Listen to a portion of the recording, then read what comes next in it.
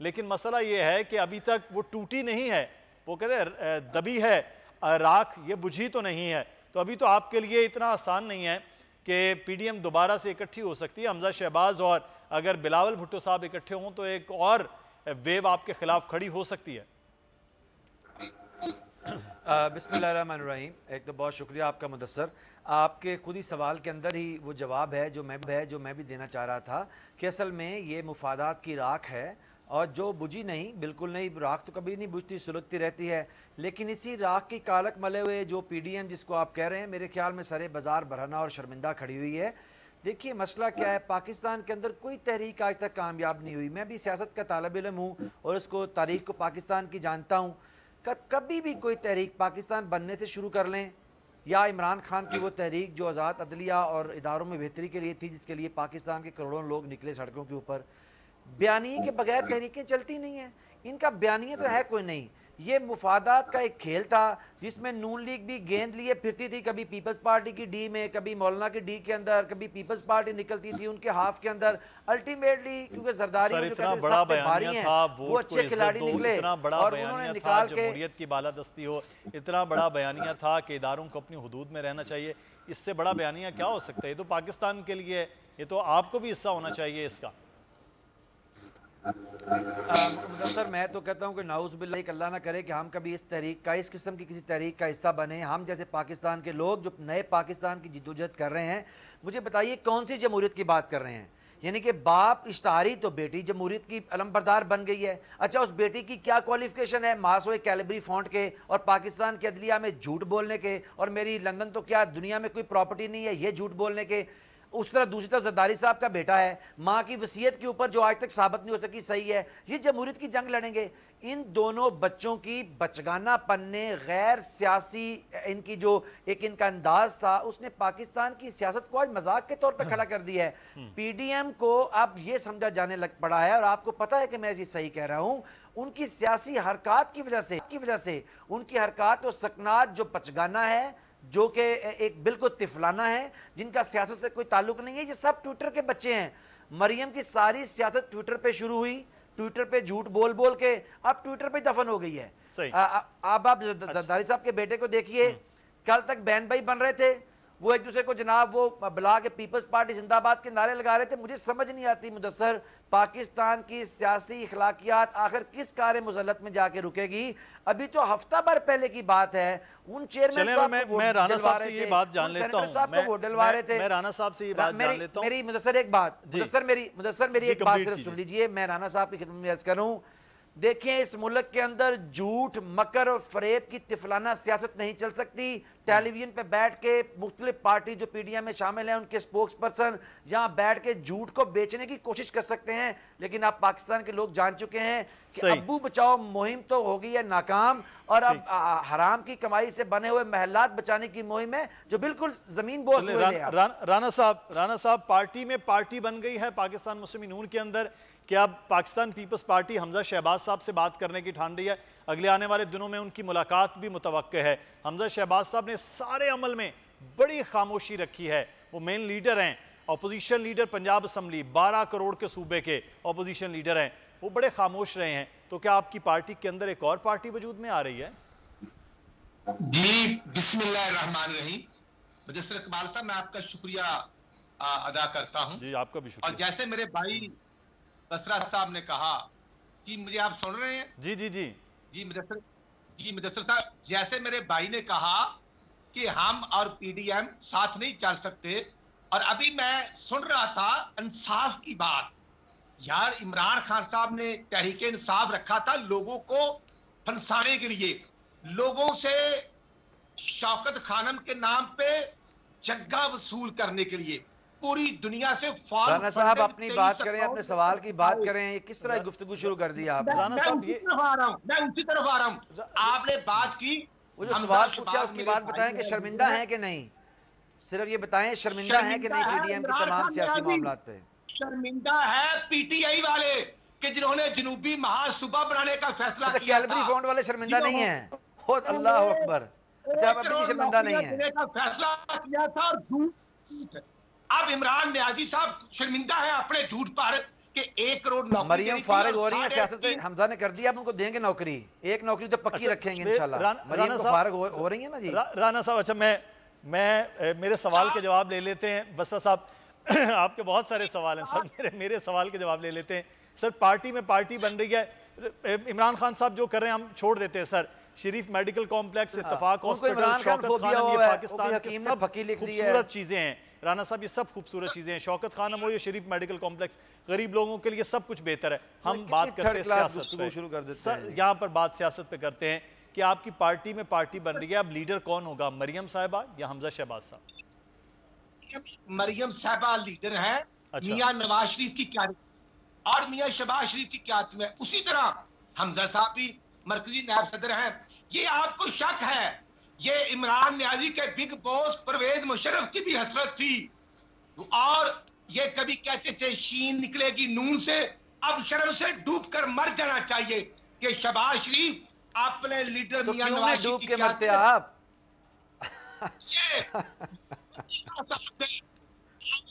परसों एक्शन लिया, 1200 रुपए चीनी बोरी महंगी कर दी इमरान न्याजी ने, और उसके बाद आज किसान रो रहा है इमरान न्याजी की जान को की 2500 की बोरी थी नवाज शरीफ के दौर में। भाई अपने सवाल का जवाब दें। सवाल अगले किसी भी मामले पर, अगले किसी ज़िमनी इंतखाब पर, अगले किसी इंतखाब के ऊपर आपकी जमात पीपल्स पार्टी को दोबारा को वोट देगी, को सपोर्ट करेगी किसी और मामले के लिए, या आप अलग अलग राहें हैं? सर मेरा सवाल यहाँ ये है, ये आप सही बात कर रहे हैं, मैं वो आगे चल के बात करता हूँ, वो जवाब इनसे लेना है कि ये चीज़ें महंगाई क्यों हो रही है। आज भी कौमी असम्बली में इसी चीज़ों पर बात है, तो मैं सर जो सवाल वो कर ले, उसके बाद हम महंगाई के ऊपर बात करते हैं। सर राना साहब आपने की, मैं कहता हूं कि ये तो बिलियन ट्रीज के नाम पे अरबों रुपए खा गए, और आज लोग कह रहे हैं चीनी महंगी, वो कहते हैं सऊदी अरब ने दरख्त लगाने का प्रोग्राम दे दिया, खुशियां मना रहे हैं, गरीब मर रहे हैं। इमरान न्याजी के भर्ती की राना अरशद साहब ने जो लिख के लाए हैं वही पढ़ना है, और फेसबुक की तकरीर करनी है, उनसे करवा ले, सवाल का जवाब देंगे। मैं राना साहब चलें, राना साहब की देखिए सवाल मेरा है, इस तक जवाब ना देना जवाब देना ये राना साहब की मर्जी है, यही जमहूरियत का भी हुस्न है, ये मामलात है।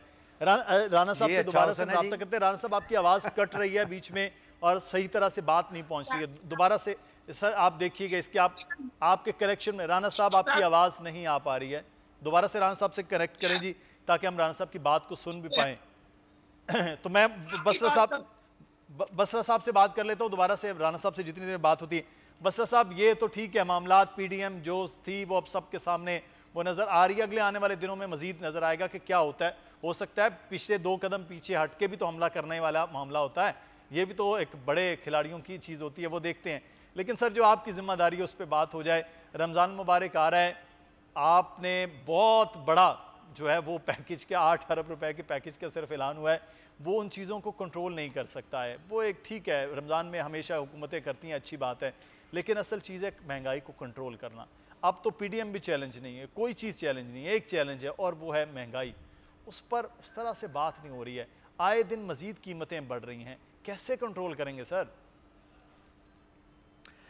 देखिए मुदस्सर, एक तो मेरे ख्याल में बड़ी सब्सटेंशियल गुफ्तगू होनी चाहिए टेलीविज़न के ऊपर। आपका सवाल बिल्कुल साहिब है। देखिए मसला ये है कि आज पाकिस्तान नहीं, कोरोना की इस वेव ने पूरी दुनिया की इकॉनमी को शेक किया है। कोरोना के इस वेव ने जो क्रेडिट क्रंच का एक बड़ा सा चीज़ क्रिएट कर दिया पूरी दुनिया के अंदर। महंगाई की शरह पूरी दुनिया में बिल्कुल ऊपर चली गई है। मैं आपसे बात करने से पहले अभी देख रहा था कि बरतानिया के अंदर पेट्रोल की कीमतों में होशरबा इजाफा हो गया है। अमेरिका के अंदर एक बहुत बड़ी इंडस्ट्रीज जो हैं वो बंद हो रही हैं। तो ये कोरोना का एक इम्पैक्ट भी है, लेकिन इसमें कोई शक नहीं है कि हमें हर सूरत महंगाई के ऊपर काबू पाना है। हुकूमतें अपने गरीब के तहफ़्फ़ुज़ और गरीब की ज़िंदगी में बेहतरी के लिए ही वजूद में आती हैं, और प्राइम मिनिस्टर से इससे बड़ा कंसर्न तो वज़ीर आज़म इमरान खान के अलावा कभी किसी का रहा नहीं है, जो कंसर्न उनका है कि मैं आम आदमी की ज़िंदगी में बेहतरी लाऊँ। देखिए मसला क्या है, अभी कल आपने देखा कि अल्हम्दुलिल्लाह हमने गरीब आदमी को घर देने का जो वादा किया था उसके अंदर बड़ी पेशरत के तौर पे हम उनको कर्जे दे रहे हैं। जी बसरा साहब मुकम्मल कीजिए। अच्छा, इससे यह है कि इससे अभी जब हमने हाउसिंग सेक्टर की बात की, प्राइम मिनिस्टर ने उसके ऊपर बहुत ज़्यादा एम्फोसिस किया है। इससे उसके साथ लगी हुई बहुत सी इंडस्ट्री चलेंगी, नंबर 1। आप देखिए फैसलाबाद के अंदर 5 लाख लोगों को रोजगार नया क्रिएट हुआ है। पाकिस्तान की तारीख में 30 साल बाद इंडस्ट्री पूरी कैपेसिटी से चल पड़ी है। आप देखिए सीमेंट पाकिस्तान का ऑल टाइम हाई चला गया है, बिक रहा है, कंज्यूम हो रहा है, इसको संभाला नहीं कहीं जा रहा। आप देखिए स्टील की इंडस्ट्री ऊपर चली गई है, सरिये की इंडस्ट्री, आपकी जो ज़मीनों की कीमतें ऊपर चली गई हैं। और अभी मेरे भाई को रट के ले आए हैं, किसान की बात करते हैं। इनके दौर के अंदर गंदम, मैं भी किसान हूं ना, मैं भी किसान का बेटा हूं, मैं भी गंदम उगाता हूं। शर्म आनी चाहिए उन तमाम लोगों को जो टेलीविजन को प्रोपेगेंडे के लिए इस्तेमाल करते हैं। हमने मुस्लिम लीग नून के दौर के अंदर 1050 के ऊपर गंदम बेची है, कभी 1100 पे गंदम नहीं बिकी। सरकारी रेट है 1300 रुपए, बाकी घपला मारते ये।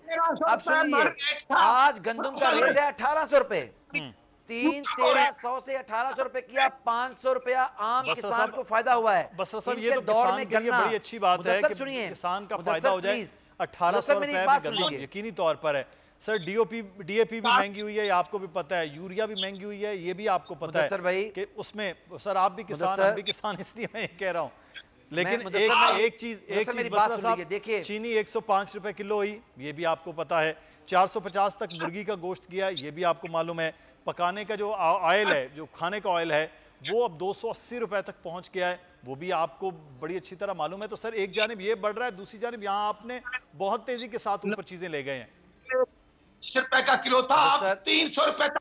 मुदस्सर मैं बिल्कुल आपसे जो आपने अभी फिगर दिया, ये बिल्कुल आपने जो जहां से भी लिया है, आज का जो लेटेस्ट फिगर है वो जरा इससे मुख्तलिफ हो चुके हैं। लेकिन जब हम महंगाई की बात करते हैं तो हमें उस आसानी की बात भी करनी चाहिए जो इस हुकूमत के आने के बाद मिली। क्या आप मुझे बताएं कि जब आप गंदम की कीमत हमने 1300 से 1800 रुपए की, एक आम किसान को 30 से 35 हज़ार पर एकड़ के ऊपर उसका मुनाफा मिला है। इस दफा चावल यानी धान की जो फसल है वो पाकिस्तान की तारीख के बुलंद तरीन रेट पे किसान से उठाई गई है। गन्ना इनके दौर के अंदर, जो भाई साहब अभी तकरीर फरमा के झूठ बोल रहे हैं, नवाज शरीफ भगौड़े के दौर के अंदर गन्ना बिका 140 रुपए मन, अदायगी थी 3 साल के बाद। आज गन्ना बिक रहा है 360 रुपए, 340 रुपए मन, अदायगी हो रही है एडवांस के अंदर। ये तमाम किसान की जिंदगी में बेहतरी आई है इसमें। लेकिन दोबारा मैं ये कहूंगा कि हम और वजीर आजम और उनकी टीम बेहतर अंदाज की जिंदगी, अर्जन नरखों पे चीजों की फरामी के लिए दिन रात एक चलें। आप सर कोशिशें, आपकी कोशिशें बराबर हों तो सामने आए, गरीब तो यही चाह रहा है। राना साहब आप कुछ कह रहे थे, आपकी आवाज सर कट रही थी मुसलसल। जी राना साहब। सर साहब मैं अर्ज कर रहा हूं, मेरे भाई को झूठ नहीं बोलना चाहिए। 1300 रुपए गंदम का रेट था मियां नवाज शरीफ साहब के दौर में, और यूरिया की बोरी थी 1250 रुपए की। आप कुरान पे हलफ दें, आप कुरान पे हलफ दें राना साहब कि आम आदमी ने 1300 रुपए गंदम बेची। आप कुरान पे हलफ दें। मेरे गांव के अंदर किसी आदमी की 1300 रुपए गंदम नहीं जाती थी, 1050 रुपए गंदम जाती थी। राना साहब की आवाज मिन्नत करके, राना साहब की आवाज बंद हुई थी। मेरे राना साहब बात कर ले मुकम्मल, मैं बताता हूँ सर कितने में बेची है। ये बताते हैं कि जो 1300 बता रहे हैं ना, 1300 पता नहीं कहाँ बिकी है, वो राना साहब की हो सकता है बिकी हो, खुशकिस्मती हो शाहकोट के अंदर। जी राना साहब को बात मुकम्मल कर लेने देते हैं। तो कहीं नहीं बिकी सर, राना साहब को बात मुकम्मल। जी राना साहब। जी सर। दौर में जिम्मेदार को बिजली 5 रुपए 35 पैसे का यूनिट था, इन जालिमों ने अब 32 रुपए का यूनिट महंगा कर दिया। लोग तो मर रहे हैं। ये अभी इनकी IMF और नैब और PTI के कट जोड़ ने 22 करोड़ आवाम का जीना हराम कर दिया है। घरों में लड़ाइयां पड़ गई हैं। अब ये देखें कि ये कर कह रहे हैं, कोविड के नाम पे भी अरबों रुपए कमा गए। राना साहब ये बड़ी इंपॉर्टेंट बात की है। वैसे ये मुझे थोड़ी सी वजाहत करें, ये IMF, PTI और नैब के गठजोड़ से घरों में कैसे लड़ाइयां पड़ी हैं सर? का है, हम ये अर्ज करते हैं, वो समझते हैं ना कि नवाज शरीफ घर से भाग गए हैं तो शायद लड़ाई इनके घर में पड़ी हुई है। वो किसी और बात से भागे हैं भाई, नवाज शरीफ से नहीं भागे हुए। अरे राना साहब को मुकम्मल करने दें सर। ये पहले कह रहे हैं कि हमने रेट क्या मुकम्मल किया। जी राना साहब। सब्सक्राइब करें और बेल दबाएं ताकि कोई खबर रह न जाए।